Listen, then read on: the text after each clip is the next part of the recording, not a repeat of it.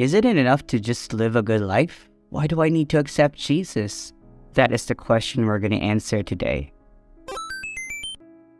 Isn't it enough to live a good life? Why do I need Jesus? Now, this question comes to me in many forms. Usually, the question goes something like, Gandhi lived a great life. He lived a much better life than you or I will ever be. You telling me he's in hell just because he didn't accept Jesus Christ? I live a good life. Aren't good people supposed to go to heaven? Now, my response has always been the same. I do not know whether Gandhi is in hell or if he got saved.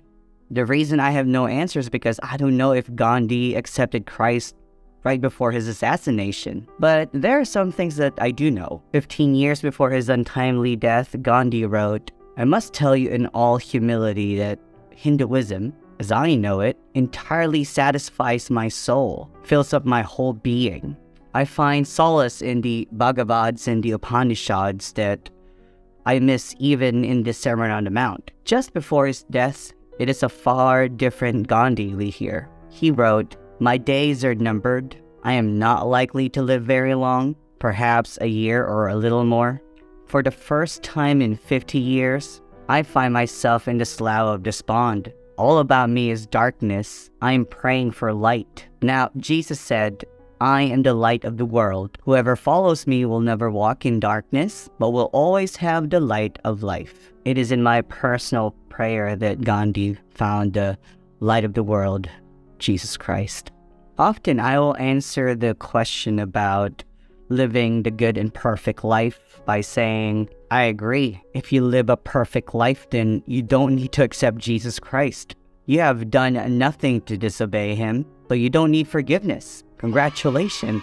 Now, I'm not trying to be sarcastic when I respond in this way. What I'm trying to say is, as kindly as I can, that no one can short-circuit God. None of us have lived a perfect and good life, as God defines those words. In Mark chapter 12, verse 30 to 31, Jesus explains what a good life actually is. Love the Lord with all your heart, with all your mind, with all your soul, and all your strength. And love your neighbor as yourself.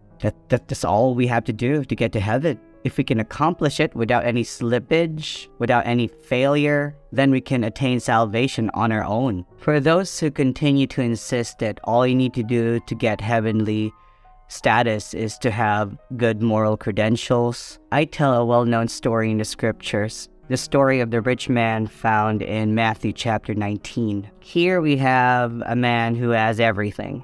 Money, possession, prestige, respect, you name it. And he acquired all of them honestly, no deceit. One day this young man approached Jesus and asked him, "Teacher, what should I do to get eternal life?" Now Jesus responded, "Why do you ask me about what is good? There's only one who's good." Right away, Jesus challenges our definition of what is good. Only God has the right for that title.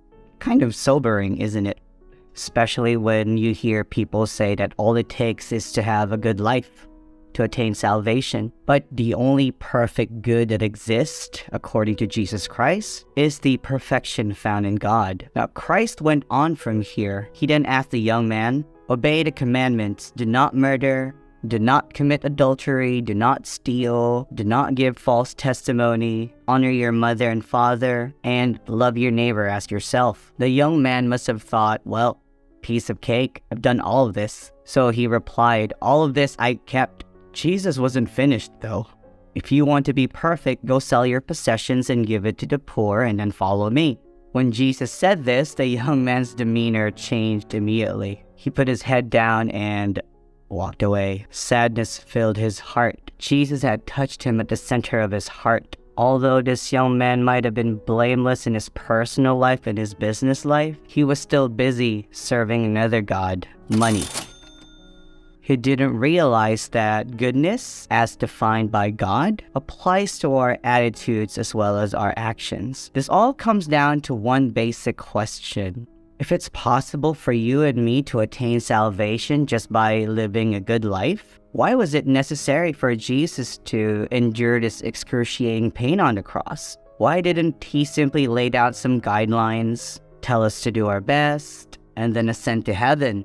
Why? because Jesus knows that it would take more than guidelines for us to be redeemed. He knew that we could not make it on our own, that we could not work our way to God. But God worked his way to us through Jesus Christ. The punishment we justly deserve, was suffered by him. The only way for us to be good is if we partake of Jesus' goodness, which fortunately he wants us to have. So you've reached the end of the video, and again, thank you for watching. I was surprised with the amount of views that my previous video got, so thank God. It wasn't me, it was God all along. But I'm going to be answering more questions in the future. These questions have been, coming around lately. You hear them all the time, especially from non-believers. And as a Christian, I believe it is my duty to answer all of these questions as honestly and as kindly as I can. But thank you so much for always watching, and please tune in, and if you're not subscribed yet, please hit that subscribe button, like and share this video. We'll see you again in the next video. Thank you guys. God bless you. Bye.